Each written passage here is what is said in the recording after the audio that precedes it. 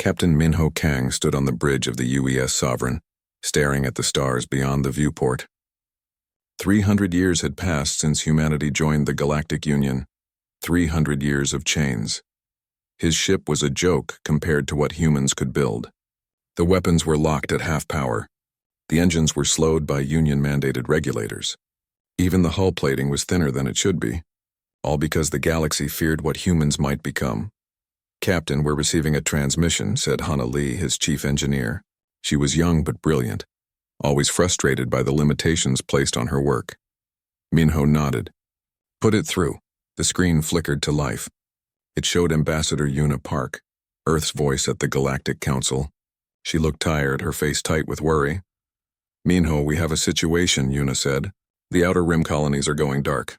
No warnings, no distress calls. They just vanish. How many?" Minho asked. 12 systems in the past month. Billions of people gone." Minho felt ice in his stomach. "What does the council say?" Yuna's jaw tightened. "They're discussing it." "They always discuss." Meanwhile, people died. The transmission ended. Minho turned to his crew. They all wore the same expression. Anger mixed with helplessness. They were soldiers with their hands tied. "Sir, I'm picking up something," said Jiwan Nam, the communications officer. "Long-range sensors show movement near the Talvos system. It's a Union fleet." On screen, the display showed 20 Union warships, massive and powerful, ships that made the Sovereign look like a toy. They were heading toward something at the edge of sensor range. "What are they chasing?" Minho asked. "Unknown, sir. The readings are strange. Organic signatures, but massive. Nothing in our database." Minho watched as the Union fleet opened fire. Their weapons lit up the darkness, powerful beams that could crack planets. For a moment, it seemed like they were winning. Then something emerged from the shadows. The ships were like nothing Minho had ever seen. They were alive, pulsing and writhing. They looked like giant creatures from the deep ocean, but scaled up to the size of mountains. When the Union weapons hit them, the flesh simply grew back. "Record everything," Minho ordered. The organic ships moved with terrible speed. They surrounded the Union fleet. What happened next made Minho's blood run cold. The creatures didn't just destroy the ships. They consumed them. Metal, energy, crew, and all. In minutes, 20 warships were gone. "Get us out of here." "Now," Minho said quietly. The Sovereign jumped to hyperspace just as the creatures turned in their direction. In the safety of faster-than-light travel, the crew sat in silence. They had just watched the galaxy's strongest fleet get eaten alive. Minho sent the recording to Earth immediately. Then he sent it to the Galactic Council. Humanity needed to act. The galaxy needed to act. 2 days later, Ambassador Yuna stood before the Galactic Council. The Great Chamber held representatives from 100 species. Some were humanoid. Others were so alien that humans needed computers to understand them. They all looked down at Yuna from their high seats. "The evidence is clear," Yuna said, her voice carrying through the chamber. "An unknown enemy is destroying our colonies. Earth requests permission to mobilize our defense forces." A tall, thin alien with 6 eyes spoke. His name was unpronounceable to humans, so they called him Counselor Prime. "Your request is denied. Humanity remains under probationary status. Your military expansion is forbidden." "Then let us help with what we have," Yuna pleaded. "We have ships, weapons, soldiers ready to fight." "You have restricted vessels only," another counselor said. "They would be useless against this threat." Yuna felt anger rising in her chest. "Then remove the restrictions. Let us fight." The chamber erupted in noise, aliens arguing in a dozen languages. Finally, Counselor Prime raised his hand for silence. 300 years ago, humanity nearly destroyed itself and threatened the stability of this galaxy. "We cannot risk unleashing such violence again." "The answer is no. So we just watch as people die?" Yuna asked. "We will handle this threat with Union forces. Humanity will observe and learn its place." Yuna's hands clenched into fists. "You're making a mistake. The Council has spoken. This session is ended." Back on Earth, Admiral Taeyang Choi watched the Council session from his office. He was an old man now with gray hair and a face marked by years of service. He had fought in the First Contact War, back when humans first met the aliens. He remembered the treaties that followed, the chains that were placed on his species. His office was deep underground, hidden beneath layers of rock and security. On his desk was a single red button covered by glass. It had been there for 300 years, waiting. Admiral Taeyang's assistant, a young officer named Hyun Park, stood nearby. Sir, the council has refused our request. I know, Taeyang said. I watched. What do we do? Taeyang stood and walked to the window. It showed a false view of the sky since they were so deep underground. But he knew what was really out there. Hidden shipyards around Jupiter and Saturn, secret weapons facilities under the ice of Europa, factories built inside hollowed-out asteroids. For 300 years, humanity had followed the rules in public. In private, they had prepared for the day the chains would need to break. Sir, New Horizon Colony is reporting activity at the edge of their system, Hyun said, checking his datapad. The same organic ships. They have 48 hours before contact. New Horizon held 5 billion people, men, women, children, human lives that the council had just written off as acceptable losses. Admiral Taeyang walked to his desk. He lifted the glass cover over the red button. Get me all fleet commanders on secure channels. Authorization code Blackout Prime. Sir, that will activate the hidden fleets. We'll be breaking every treaty we signed. I know. The council will call us traitors. They might attack Earth itself. I know, Taeyang said again. He looked at Hyun. Tell me, what good are laws that let billions die? What good are treaties that chain us while others burn? Hyun said nothing. He was Yuna's younger brother, and he understood the cost of inaction. Taeyang pressed the button. Across the solar system, alarms sounded in secret facilities. Lights came on in darkened shipyards. Crews rushed to stations they had drilled for but never expected to use. The hidden fleet, built over centuries in violation of every restriction, began to wake up. In orbit around Jupiter's moon Europa, something massive stirred beneath the ice. A shipyard the size of a small country started to open. Inside were vessels that would make the Union fleets look primitive. Ships built with 300 years of suppressed human innovation. Captain Minho received the message while the Sovereign was returning to Earth. One line of text. Protocol blackout is active. Proceed to Europa for refit. He looked at Hana. Think you can make this ship actually dangerous? Hana smiled, a fierce expression that held years of frustration. Sir, give me 48 hours and I'll make this ship a nightmare. Minho nodded. Do it, because in 48 hours we're going to war. A real war, not the pretend one the council allows. The crew moved with purpose now. The weight of the chains was lifting. Soon the galaxy would remember why humanity had been restricted in the first place. Soon they would understand the terrible mistake they had made. In the darkness between stars, the organic ships continued their advance. They had consumed countless civilizations before. This galaxy would be no different. They moved toward New Horizon Colony, hungry and unstoppable. They did not know that they were about to encounter something they had never faced before. A species that did not surrender. A species that held grudges. A species that, when pushed to the edge, pushed back with everything it had. The chains were breaking, and the galaxy was about to learn what humanity could really do. The UES Sovereign arrived at Europa 40 hours after the protocol blackout was activated. Captain Minho had seen many things in his career, but nothing prepared him for what waited beneath the ice. The shipyard was enormous. It stretched for hundreds of kilometers under Europa's frozen surface. Thousands of ships waited in the darkness, their hulls gleaming and ready. Some were small and fast, built for quick strikes. Others were massive dreadnoughts that could level cities. All of them were illegal under Union law. Welcome to humanity's real fleet, Admiral Taeyang said over the communication line. Been building it for 3 centuries. Kept it secret from everyone, even our own people. Minho's ship docked at a repair bay. Hana Lee immediately started working with the shipyard engineers. They removed the Union limiters from every system. The weapons that had been capped at half power were suddenly running at 300%. New missile systems were installed, loaded with warheads that made nuclear bombs look weak. These are Hellstorm missiles, Hana explained to Minho. Fusion cores wrapped in antimatter shells. One missile can take out a small moon. The Union banned them 200 years ago. How many do we have? Minho asked. Enough to glass a planet, or stop whatever those creatures are. While the Sovereign was being upgraded, Commander Jiwon Nam was gathering her team. She led the Ghost Division, a special forces unit that officially did not exist. Her soldiers had trained in secret for decades, learning combat techniques that the Union had forbidden.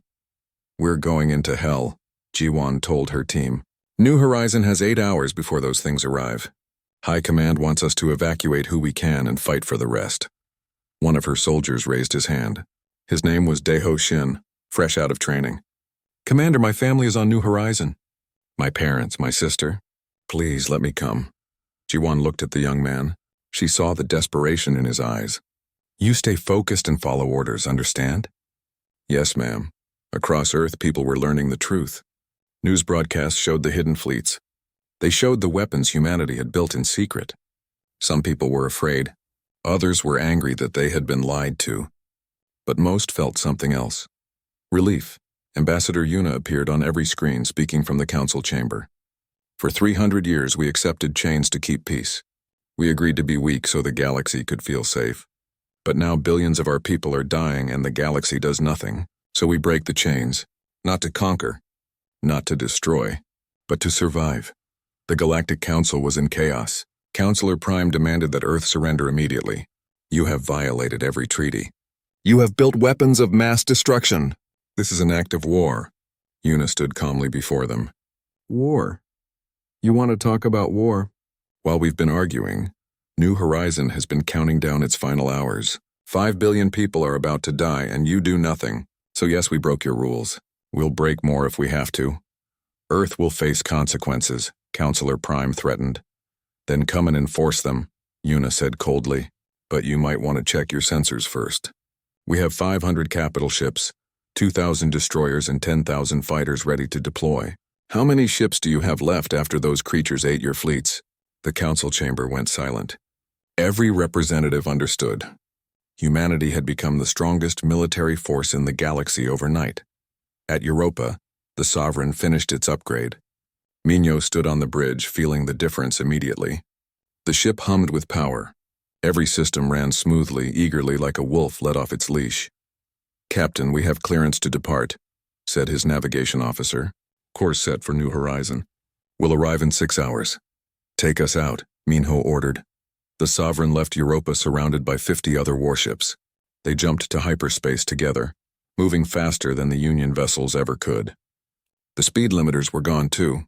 At New Horizon Colony, people watched the sky with fear. The organic ships had appeared at the edge of the system 2 hours ago.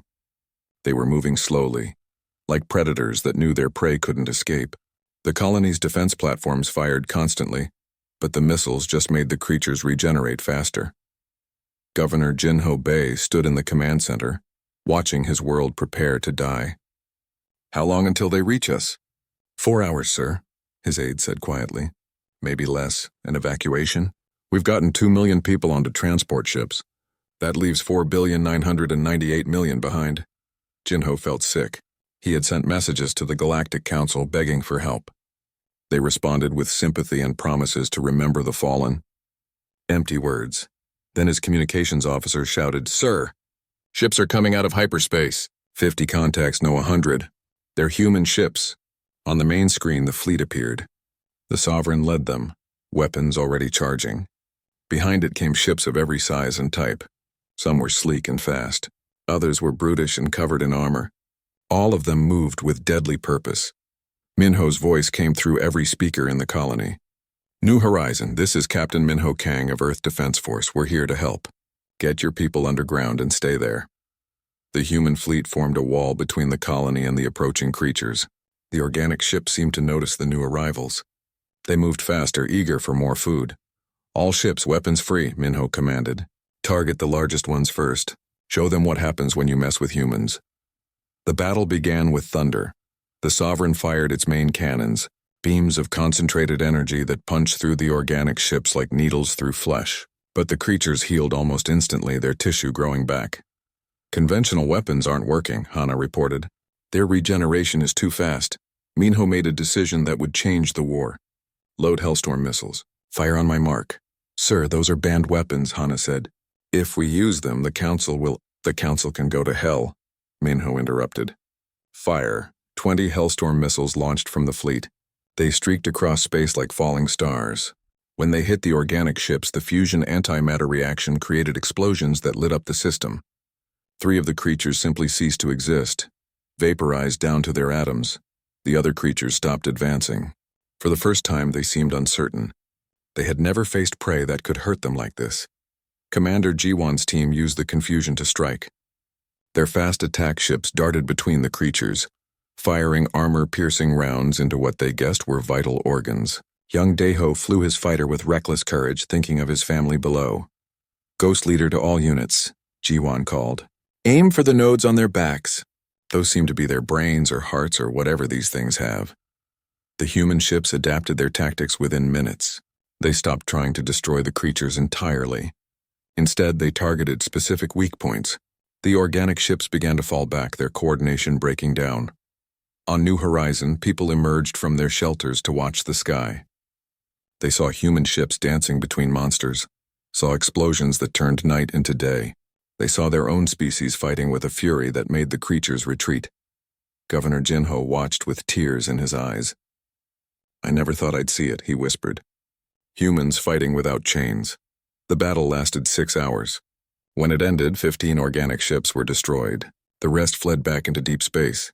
The human fleet had lost 8 ships and 2,000 crew members. But New Horizon survived. Minho stood on his bridge watching the damage reports come in. They had won, but barely. And this was just the first battle. His communications officer spoke up. "Captain, we're receiving a transmission from the Galactic Council. They're demanding we stand down and face trial for using banned weapons." Minho almost laughed. "Tell them." "Actually, no. Send them our battle footage. Let them see what it takes to win." Ambassador Yuna was already ahead of him. She had transmitted the entire battle across every Union channel. Billions of aliens watched as humanity broke the rules and saved lives.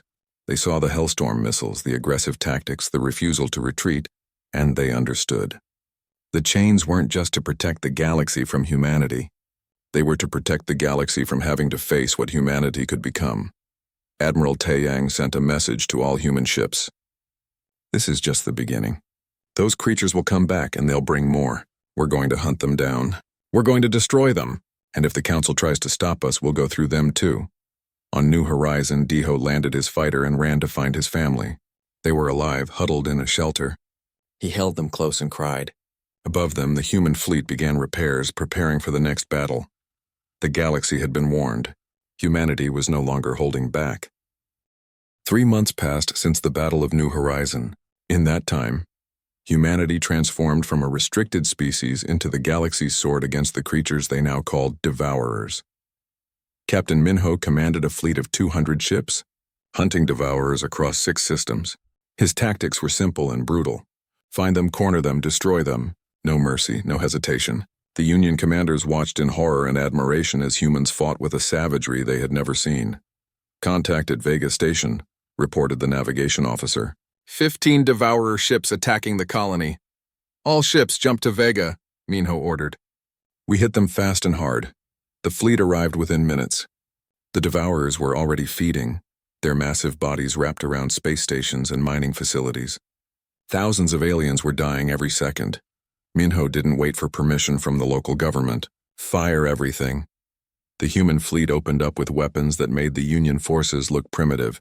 Railguns fired metal slugs at a fraction of light speed. Plasma cannons heated enemy flesh to millions of degrees. And when those weren't enough, the Hellstorm missiles turned Devourers into clouds of atoms.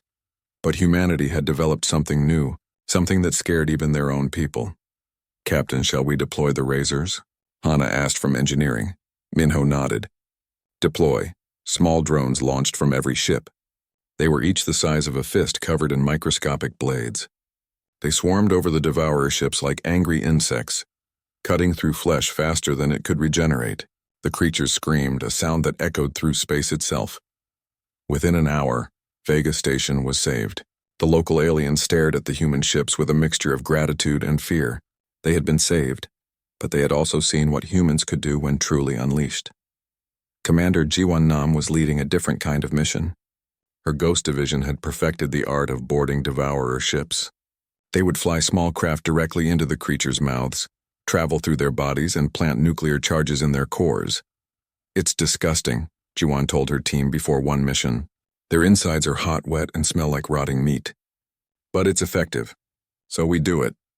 Young Daeho Shin had become one of her best soldiers. He had stayed with his family for 3 days after New Horizon, then returned to his unit.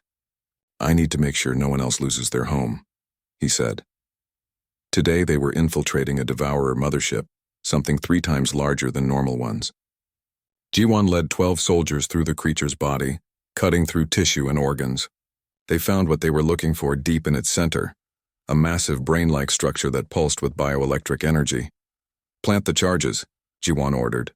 "We have 2 minutes before this thing realizes we're here." They worked fast, placing tactical nuclear devices around the brain. But as they turned to leave, the passage behind them sealed shut. The Devourer knew they were inside. "Plan B," Jiwon said calmly. "We detonate now and hope we're far enough from the core to survive the blast." "That's a terrible plan," Daeho said. "Got a better one?" "No, ma'am." They triggered the charges and ran. The explosion ripped through the Devourer's body, creating a chain reaction that tore it apart from the inside. Jiwon's team was thrown through space, their emergency suits keeping them alive. Rescue ships picked them up hours later, bruised but alive. Back on Earth, Dr. Sora Kim worked in a secret laboratory deep underground. She was humanity's leading expert on exotic weapons, and she had just created something that terrified her: the Ragnarok Array. 7 quantum torpedoes, each capable of collapsing a star into a black hole. Admiral Taeyang visited her lab one day. "Will it work?" "Yes," Sora said quietly. "It will work too well. We could destroy entire solar systems with this. And if the Devourers threaten Earth directly," Sora met his eyes, "then we use it. But sir, if we do this, we become the very monsters the galaxy feared. We become something that destroys worlds." "Better a living monster than a noble corpse," Taeyang said. "Keep working on it." Intelligence Officer Minji Cho was assigned to study captured Devourer tissue.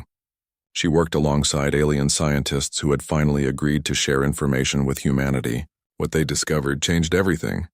"The Devourers are ancient," Minji explained to the command staff. "Millions of years old. They were created as biological weapons by a civilization we've never heard of." "Created? You mean they're not natural?" Minho asked. "No, they were designed to hunt any species that developed space travel, an automatic extermination system.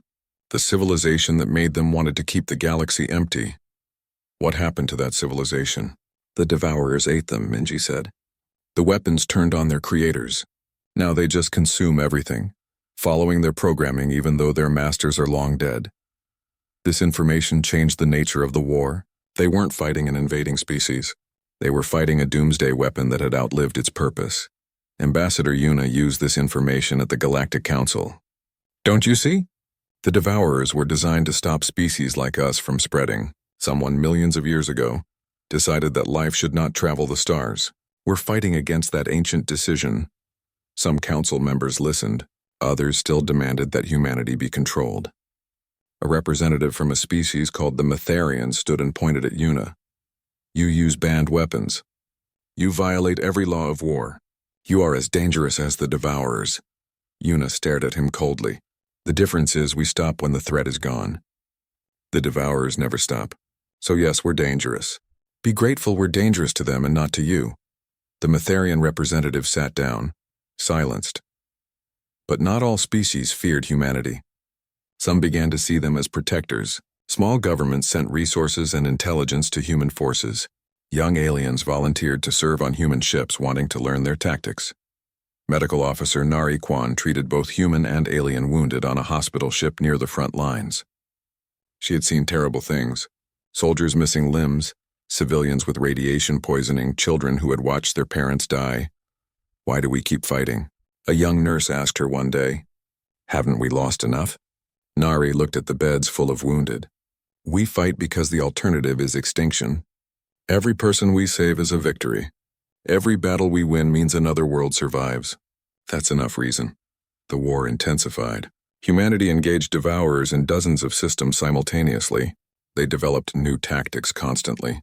When the Devourers adapted to Hellstorm missiles, humans switched to gravity bombs. When the creatures learned to avoid the Razor drones, humans used biological weapons that attacked their regeneration abilities. One battle became legendary. Captain Minho's fleet was outnumbered 50-1 near a colony world called Thandros. The Devourers had set a trap, luring the humans into an ambush. "We're surrounded," Hana reported. "They're blocking every escape route." Minho smiled grimly. "Then we don't escape. We go through them." He ordered his ships into a tight formation and charged directly at the largest Devourer group. The fleet fired everything, creating a corridor of destruction through the enemy. Ships exploded around them. but they kept moving forward. When they broke through the other side, they had lost 30 ships but destroyed twice that many Devourers. The galaxy watched these battles through Yuna's broadcasts. She made sure every Union world saw what humanity was doing, saw the sacrifice, the courage, and yes, the brutality. "You wanted us to be peaceful," Yuna said in one broadcast. "You wanted us to be gentle and controlled. But peace doesn't stop the Devourers. Gentleness doesn't save colonies. You asked us to be sheep, but sheep don't survive in a universe with wolves. So we became wolves instead, and now we're the only thing standing between you and extinction." Public opinion in the Union began to shift. More species started supporting humanity. They sent their best soldiers to train with human forces. They shared technology and resources. But some species still opposed humanity. The Metherians secretly funded resistance movements on human colonies. They spread propaganda claiming humans were planning to conquer the galaxy once the Devourers were defeated. Admiral Taeyang addressed these concerns directly. "Let me be clear. We don't want your worlds. We don't want to rule you. We just want to be left alone to live our lives. But if you threaten us while we're saving your lives, we will remember. And when this war is over, we'll have the biggest fleet in the galaxy. Think carefully about making enemies of us." It was a threat and a promise. Humanity would save the galaxy, but they would never be chained again. Daiho Shin earned a medal for bravery after his 20th boarding mission. He stood before Admiral Taeyang, who pinned the decoration to his uniform. "You've made humanity proud," Taeyang said. "I just don't want anyone else to lose their home." Daiho replied, "That's what makes you a hero, son. Not the fighting, the caring." But even as humanity won battles, the war was far from over. Intelligence reports showed a massive Devourer concentration building in deep space. Something big was coming. Something that would test humanity's limits, and in a way no one expected. The test would come to Earth itself. The warning came on a quiet Tuesday morning. Sensors detected a massive Devourer swarm heading directly for Earth. Not dozens of ships, not hundreds, millions. Admiral Taeyang stood in the war room looking at the display. The swarm was so large it appeared as a solid mass on the screen, blotting out stars as it moved. "How long until they reach us?" he asked. 6 days, replied the tactical officer. "They're moving faster than any swarm we've seen before." Taeyang sent an emergency message to the Galactic Council. "We need reinforcements. Every ship you have. Earth is about to face the largest Devourer force in recorded history." The Council's response came within hours. Counselor Prime appeared on the screen, his 6 eyes showing something that might have been regret. "The Council has decided to quarantine the Sol system. We will seal all hyperspace routes leading to and from Earth. This will contain the threat." Taeyang felt ice in his veins. "You're leaving us to die. We cannot risk the swarm spreading to other systems. This is the only logical choice." "You mean the only safe choice for you," Taeyang said bitterly. "You're condemning billions to save yourselves." "I'm sorry," Counselor Prime said, and for once he seemed genuine. "But humanity chose to break the rules. Now you face the consequences alone." The transmission ended. Within hours, the hyperspace routes around Earth were sealed by Union technology. No ships could enter or leave. Humanity was trapped with the approaching swarm. Ambassador Yuna appeared on every screen across Earth and its colonies. Her face was calm, but her eyes burned with determination. "They've left us to die," she said simply. "The galaxy we tried to save has abandoned us. But we're humans. We don't surrender. We don't give up. We fight until our last breath." She paused, letting her words sink in. "Every ship, military or civilian, is being armed. Every station, every satellite, every piece of metal we have is becoming a weapon. We have 6 days to prepare. Let's make them count." Earth transformed into a fortress. Orbital platforms were built in record time. The moon was covered with railguns, each one connected to massive power plants built on the surface. Even old museum ships from the First Contact War were pulled out of storage and upgraded. Captain Minho brought his fleet back to Earth. The Sovereign was scarred from months of battle, but still operational. Hana Lee worked around the clock, repairing damage and installing new weapons. "We're going to die, aren't we?" Hana asked Minho one night. He didn't lie to her. "Probably. The numbers are against us. Then let's make sure we take as many of them with us as possible." Commander Jiwon Nam gathered her Ghost Division. Young Daeho Shin stood with them, now a veteran despite his age. "This is it," Jiwon said. "The big one." High Command wants us to lead suicide runs into the swarm. Plant nukes inside the biggest devourers we can find. We probably won't survive. None of her soldiers backed down. Daiho raised his hand. Ma'am, my family is on Earth. If we die defending them, that's a good death. The others nodded in agreement. Dr. Sora Kim received authorization to deploy the Ragnarok array. She had hoped never to use it, but hope was in short supply now. She worked with her team to position the 7 quantum torpedoes along the Devourer's approach vector. We'll collapse a star in their path, she explained to Admiral Taeyang. Create a black hole that will pull in part of the swarm. It won't stop them all, but it might buy us time. Do it, Taeyang ordered. Medical Officer Nari Kwan prepared hospital ships for massive casualties. She knew they wouldn't have enough beds for everyone who would be wounded. They might not even survive long enough to treat people. We stay until the end, she told her medical staff. We're doctors. We don't abandon patients. The Devourers arrived at the edge of the Sol system exactly on schedule. They came like a wave of death, blotting out the stars. The swarm was so dense that individual ships couldn't be counted. They simply formed a wall of organic matter stretching across space. The battle began at Neptune. Human defense stations opened fire at maximum range. Nuclear mines detonated in carefully planned patterns. For an hour, it seemed like they might hold. Then the sheer mass of the swarm pushed forward. The Devourers accepted losses that would have broken any other force. They didn't care about casualties. They only cared about feeding. Neptune Station fell silent after 3 hours. Uranus Station lasted 4 hours. Saturn Station, the largest and most heavily armed, held for 8 hours before being overwhelmed. Minho watched from the Sovereign as humanity's outer defenses collapsed. Fall back to Jupiter, he ordered the surviving ships. Make them pay for every meter. The battle at Jupiter was legendary. The hidden shipyards at Europa deployed every vessel they had, including unfinished ships with skeleton crews. The gas giant's massive gravity well was used as a weapon, slinging asteroids and debris into the swarm. Dr. Sora activated the Ragnarok array. The 7 quantum torpedoes struck a star in the Devourer's path. The star collapsed in seconds, forming a black hole that began pulling in everything nearby. Millions of Devourer ships were dragged backward, disrupting their coordination, but millions more kept coming. Commander Jiwon led her team on 20 boarding runs in one day. They would fly into a Devourer, plant charges, escape, and immediately attack another. Daeho Shin personally destroyed 5 Devourer ships before his fighter was damaged beyond repair. As he drifted in space waiting for rescue, he watched the battle rage around him. Human ships were everywhere, fighting with a desperation that bordered on madness. They rammed Devourers when they ran out of ammunition. They used damaged ships as bombs. They refused to retreat even when all hope seemed lost. Jupiter Station fell on the 3rd day. The Devourers had pushed through humanity's outer defenses. Now they were heading for Earth itself. Admiral Taeyang made a final broadcast to all of humanity. He was old and tired, but his voice was strong. They're coming for our home, for our families, for everything we love. The galaxy abandoned us, fine, we'll save ourselves. And when this is over, they'll remember what we did here. They'll remember that humans don't surrender. Not ever. Every human ship, station, and platform prepared for the final battle. The moon's railguns were firing non-stop, their barrels red-hot from constant use. Earth's orbital platforms were loaded with every weapon humanity had ever developed. Ambassador Yuna was still broadcasting to the Union, showing them everything. Watch, she said. Watch what you could have been if you weren't cowards. Watch what it means to really fight for survival. Some Union species were crying as they watched. Others were praying. A few were ashamed of their leader's decision to abandon Earth. The Devourers reached Mars.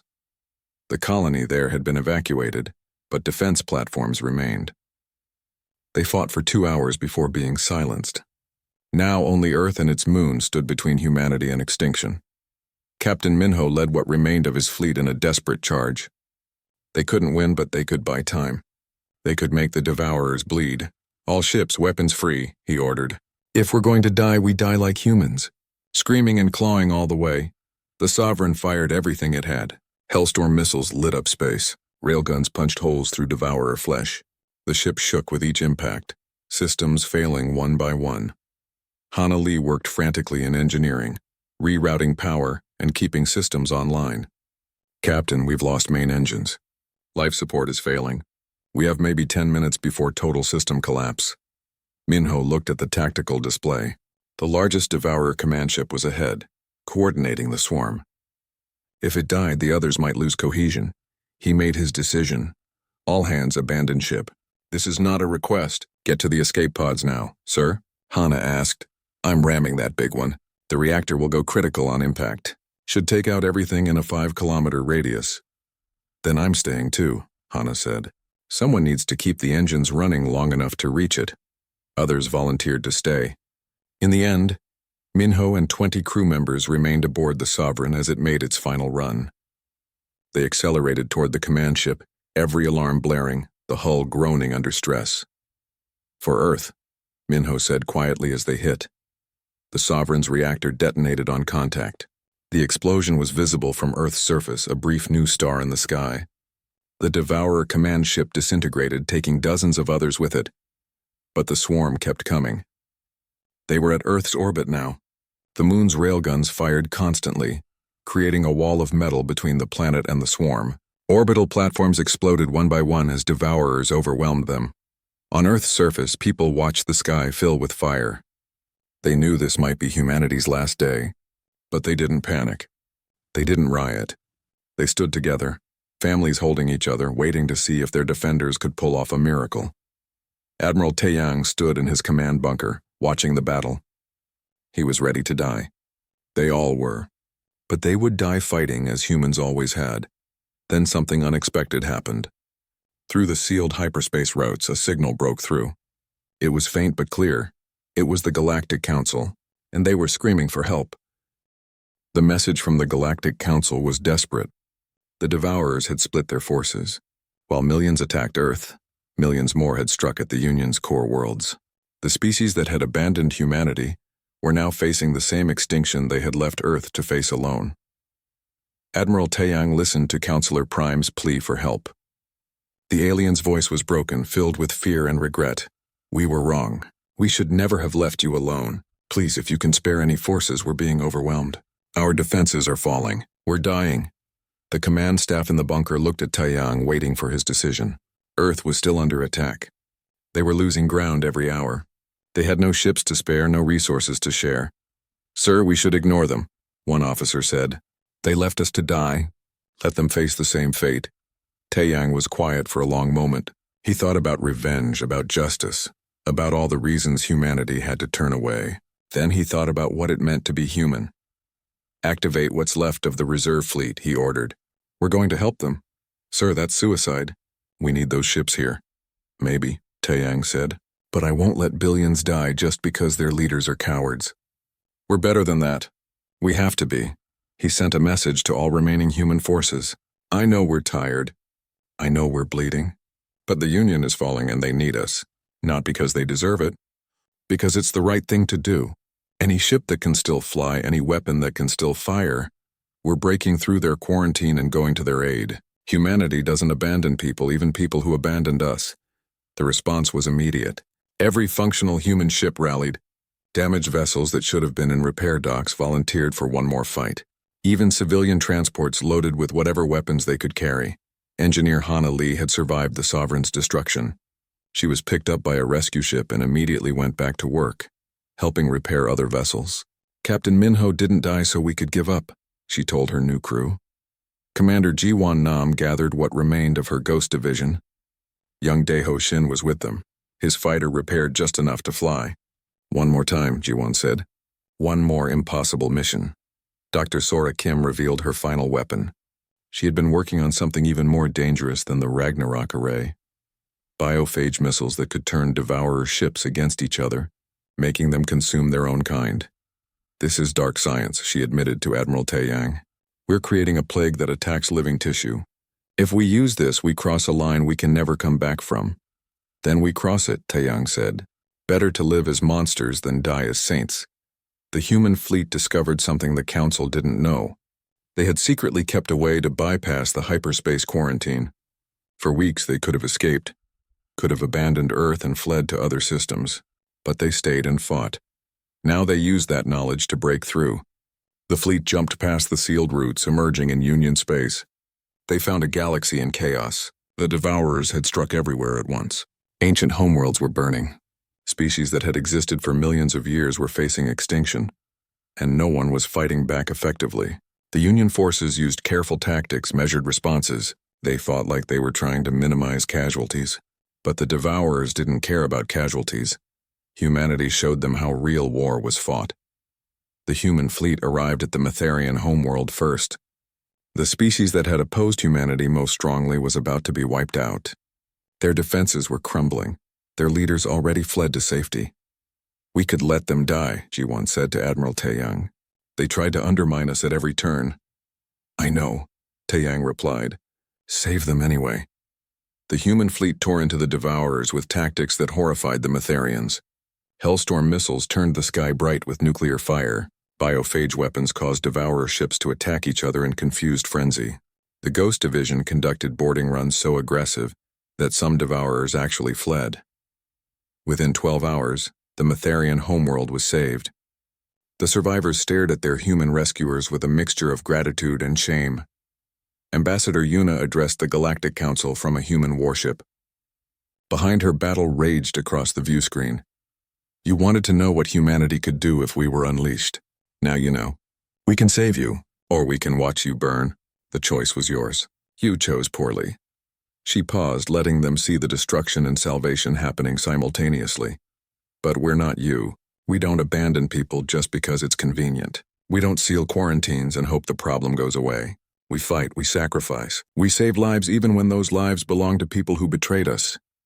The council chamber was silent. Every representative watched as human ships fought across a dozen systems at once. Commander Ji-won led her team on their most daring mission yet. Intelligence had located the source of the Devourer swarms, a living structure the size of a moon hiding in deep space. It was the hive mind, coordinating every Devourer ship in the galaxy. "We're going in," Ji-won told her team. "All of us. We plant every weapon we have inside that thing and blow it to hell." "That's a suicide mission," someone said. "Every mission we've run has been a suicide mission," Ji-won replied. "We're just really bad at dying." 30 small craft flew directly into the hive mind. Inside, they found a nightmare landscape of organic tunnels and pulsing tissue. The structure was alive and aware. It knew they were inside it. They fought their way to the center where a massive brain pulsed with bioelectric energy. This was the intelligence that had coordinated the deaths of billions. The mind that had nearly destroyed humanity. "Plant everything," Ji-won ordered. "Nuclear bombs, antimatter charges, biophage missiles. I want this thing erased from existence." They worked fast, setting charges on 20-minute timers. Then they ran. The hive mind tried to stop them, sealing passages and sending bioweapons after them. But humans were good at running through impossible odds. 27 of the 30 soldiers made it out. Ji-won, Daeho, and the others watched from their fighters as the timers hit 0. The explosion was visible across multiple star systems. The hive mind simply ceased to exist, taking a massive chunk of Devourers with it. Across the galaxy, Devourer ships suddenly lost coordination. They stopped attacking in patterns and began moving randomly. This was humanity's chance. Admiral Taeyang gave the order. "Every human ship, hunt them down. Don't let a single Devourer escape. We end this now." For 3 months, humanity hunted the Devourers across the galaxy. They used tactics learned in hundreds of battles.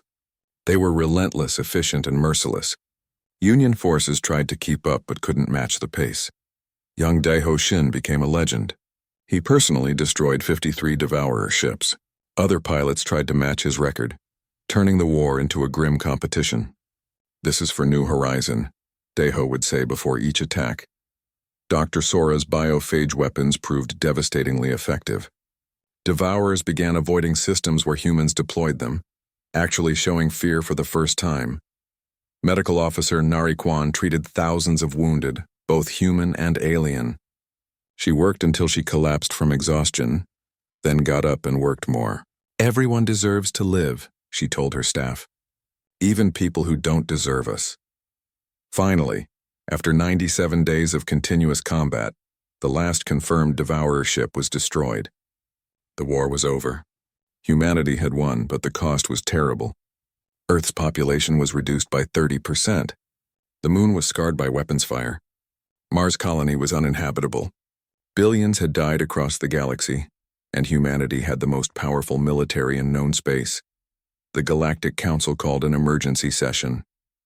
Every species sent representatives, knowing this meeting would define the galaxy's future. Ambassador Yuna entered the chamber differently than before. She didn't walk to the speaking floor. She walked to one of the high seats, the ones reserved for council members. Counselor Prime objected. "You cannot sit there. Humanity is not a council member." "We are now," Yuna said simply. "We saved your species. All of them. We broke your quarantine, defeated the Devourers, and restored order to the galaxy. We did what you couldn't do. So yes, we're sitting here. Try to stop us. No one tried. The council offered humanity everything. A permanent seat, unrestricted development, unlimited territory expansion. They even offered to make Admiral Taeyang the council's military commander." Taeyang addressed them all via hologram. He was old now, visibly aged by the war. "We don't want to rule you," he said. "We never did. We just wanted to live free, to not be afraid, to protect our people. You took that from us 300 years ago because you feared what we might become." He paused, letting his words sink in. "You were right to fear us. We are dangerous. We are brutal when we need to be. We break rules when those rules would get people killed. But you were wrong about what we would do with that power. We saved you, not because we had to, because we chose to." The council voted to accept humanity as full members with unrestricted rights. The treaties that had bound humanity for 3 centuries were officially dissolved. 20 years later, the galaxy was at peace. Human technology and military tactics had become standard across Union space. The Devourer War was taught in schools as a lesson about the price of fear and the value of courage.